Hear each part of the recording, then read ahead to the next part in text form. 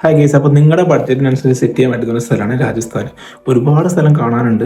അതായത് പിന്നെ നിങ്ങൾ നോക്കുകയാണെങ്കിൽ ജയ്പൂർ, ജോധ്പൂർ, ജയ്സൽമീർ, അജ്മീർ, ഉദയ്പൂർ.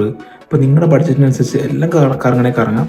കുറച്ച് സ്ഥലങ്ങൾ മാത്രം കണ്ടുവരും, മേജർ സ്ഥലങ്ങൾ മാത്രം കണ്ടുവരുന്നത് അങ്ങനെയും വരാൻ പറ്റുന്ന ഒരു സ്ഥലമാണ് രാജസ്ഥാൻ. ഓക്കെ, എല്ലായിടത്തും ബഡ്ജറ്റ് ഫ്രണ്ട്ലി ആയിട്ട് നിങ്ങൾക്ക് ജനറൽ യൂസ് ചെയ്ത് ട്രെയിൻ യൂസ് ചെയ്ത് പോകാവുന്നതാണ്. കാരണം that's a better option for budget friendly trippers. അപ്പോൾ ഗൈസ്, നമ്മൾ ഫുൾ പ്ലാനിലോട്ട് കിടക്കാം. നിങ്ങൾ കേരളത്തിൽ പോകുന്ന സമയത്ത് 2 ഓപ്ഷനാണുള്ളത്. നിങ്ങൾക്ക് ഒന്ന് കേരളത്തിൽ നിന്ന് 2 ട്രെയിനാകും നിലവിൽ അവൈലബിൾ ഉള്ളൂ. വേറെ 2 നിങ്ങൾ ചെക്ക് ചെയ്ത് നോക്കുക. ഉണ്ടെങ്കിൽ ഡയറക്റ്റ് രാജസ്ഥാൻ ജയ്പൂരിലോട്ട് ടിക്കറ്റ് എടുക്കുക.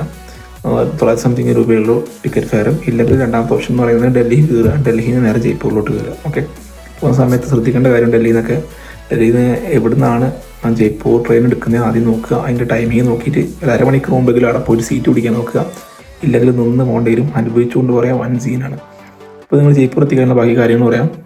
ജയ്പൂർ എത്തി നിങ്ങൾ കാണേണ്ട സ്ഥലങ്ങളാണ് ഇവിടെ കൊടുത്തിട്ടുള്ളത്. ഹവാമഹലും ആമർ ഫോർട്ടും ജന്തർമന്ദിറും ജൽമഹലൊക്കെ മസ്റ്റ് വിസിറ്റ് സ്ഥലമാണ്. നിങ്ങൾ എന്തായാലും പോയി കാണേണ്ട സ്ഥലം തന്നെയാണ്.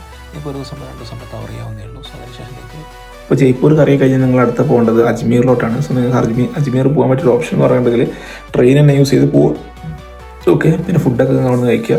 പിന്നെ അജ്മീറിൽ അന്ന് സ്റ്റേ അടിക്കണമെങ്കിൽ ചീപ്പ് റേറ്റിന് സ്റ്റേ കിട്ടുന്നതാണ്. ഒരു 300 റുപ്പീസ് 300 സംതിങ് കൊടുത്താൽ മതി. 500 റുപ്പീസ് മാക്സിമം പോയാലും. ഓക്കെ, അപ്പോൾ അജ്മീറൊക്കെ എക്സ്പ്ലോർ ചെയ്ത് നിങ്ങൾ അന്ന് ആ ഡേ അവിടെ സ്റ്റേ അടിച്ചിട്ട് രാവിലെ നീച്ചിട്ട് നിങ്ങൾക്ക് കൊണ്ടുപോകാൻ പറ്റും.